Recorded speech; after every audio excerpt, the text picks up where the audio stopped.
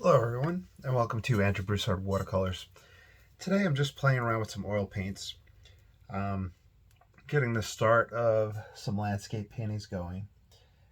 I'm playing around on 5x7. This is Smooth Gesso Board by Ampersand, and I'm just using a mixture of Phthalo green and Alizarin crimson, and I'm working with my Galkyd medium.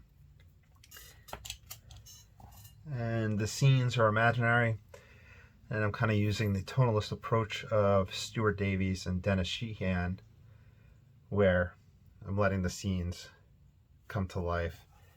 Now, these ones are imaginary, but chances are they come from somewhere. But I'm just going to go in, put my paint and medium down,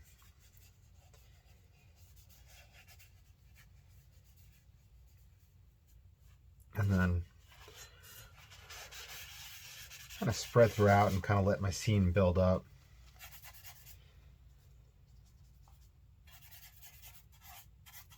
I think what I'll do is I'll just get my tone in first. Alizarin crimson and the phthalo green mixed together for a beautiful combination.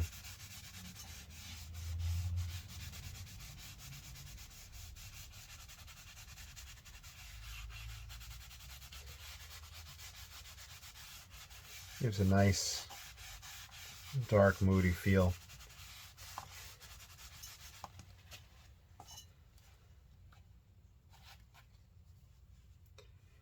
Both of these are the I think the Blick and the Winton lines, like the student lines, but just alizarin and the phthalo green are just such strong pigments that I never bought them in more expensive tubes.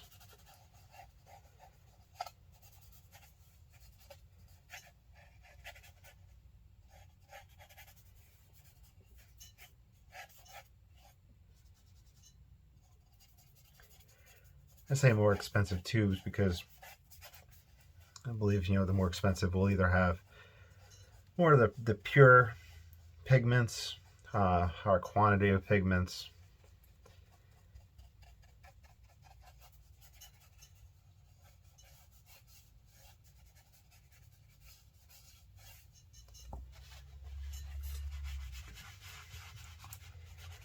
It is kind of a messy style of painting landscapes, but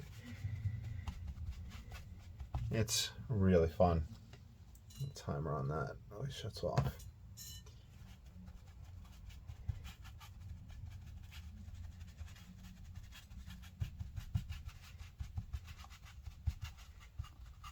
So it's just getting an oil painting going that seems kind of like a hassle for me. The reason I started watercolor painting is that I had done oils in college, and you'll have to excuse me, I'm still a little froggy.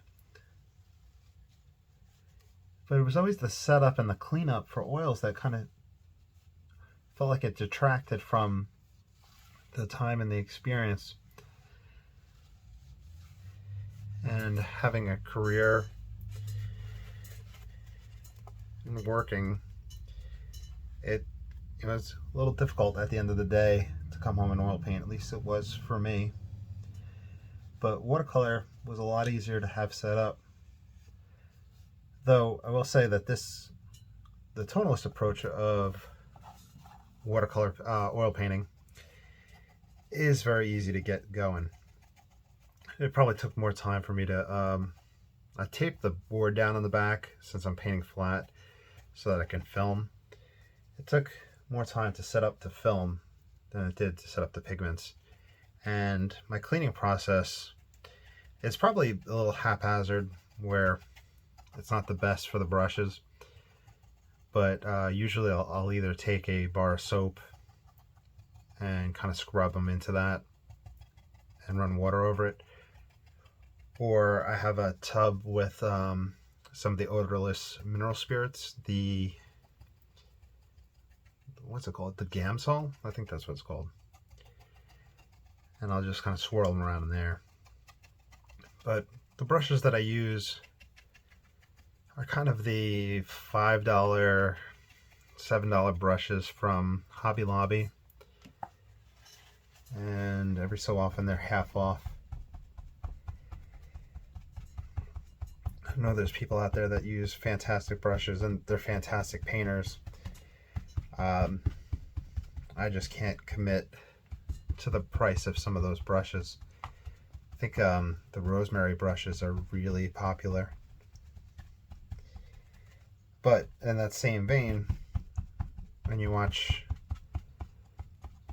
my watercolor painting videos, you'll see that I use the Ranson hake brush, which is probably a $10, $15 brush. I haven't bought one in years.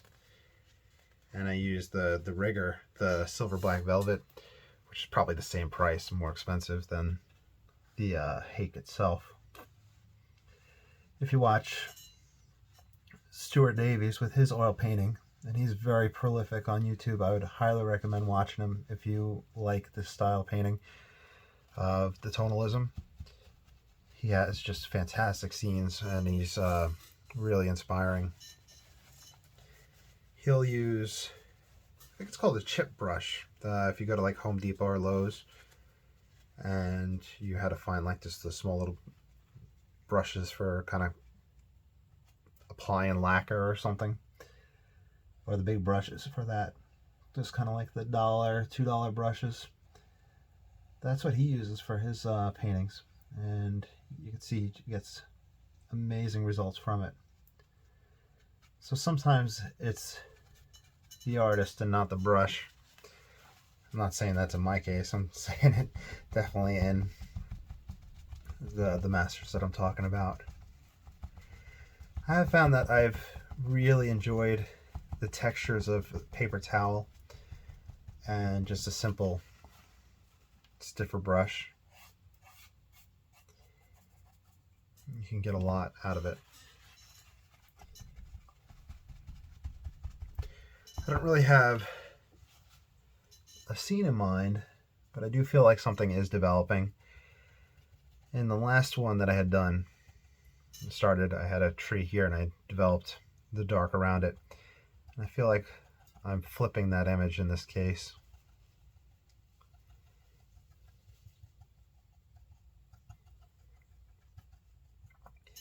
I was laying on the couch earlier looking at my bookcase with all the painting books, and I really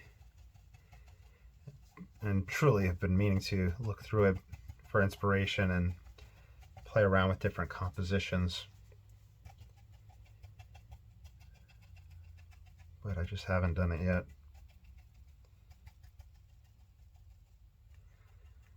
I'm also bit the bullet. Well, it wasn't really that expensive. I ordered some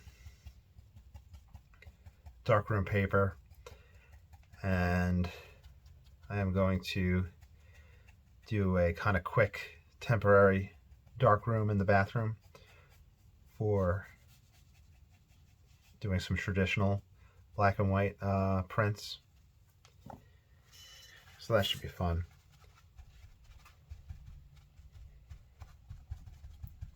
The paper prices weren't that bad. It was I ordered some 5x7 sheets, and I think the safe light bulb, the red light bulb, was more expensive than the paper itself. But once I get all that going, I'll put all those results and I'll talk about it.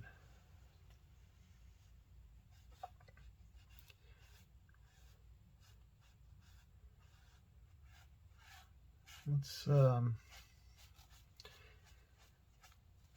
just love that texture, and hopefully it's showing up. Yeah.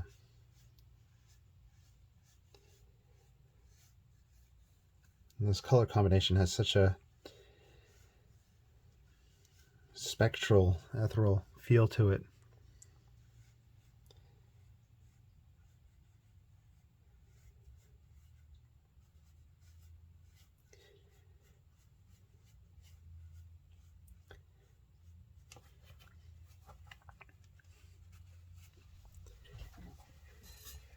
And with my oil paintings, my approach has varied and switched throughout the years.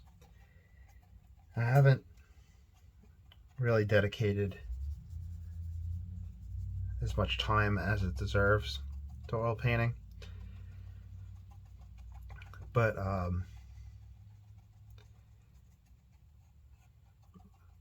I'd say most recently it's this tonalist movement type feel to it. Let it dry and then play with glazes over it.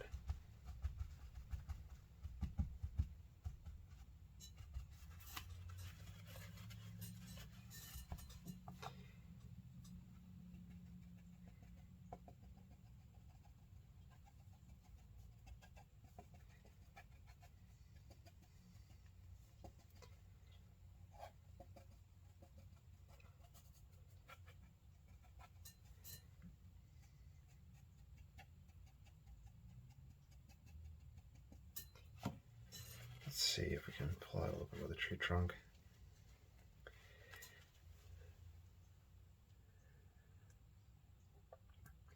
So, I know it's Andrew Broussard watercolors, but I do have a lot of different mediums on the channel.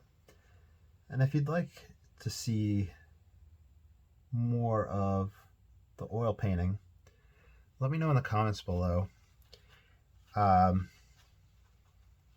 If you would like to see like the next part of this painting, let me know in the comments below, and I'll try to get around to, whenever it dries, filming that. Because sometimes with the oils I'll just take them out and paint, and I'll kind of do an assembly line thing where I have one session where a few of them are dried so I can finally kind of work on them. That's one of the reasons I use the panels, is that canvas was taking up so much room. This is just 1/8 of an inch thick, so obviously when it's wet I can't stack them, but they take up less space.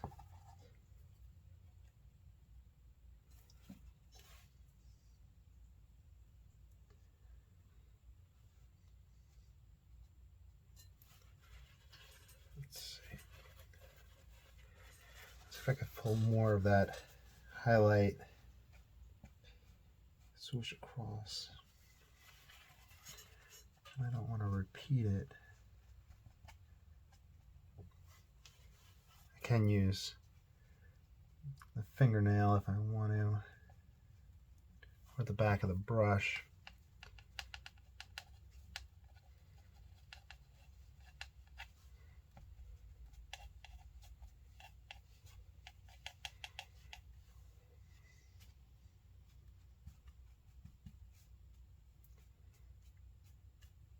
Just having these motions is fun. Alright, so there's our start, and I'll leave it at that for now. In a few days I'll come back. Well, I hope you all enjoyed, and take care. Bye.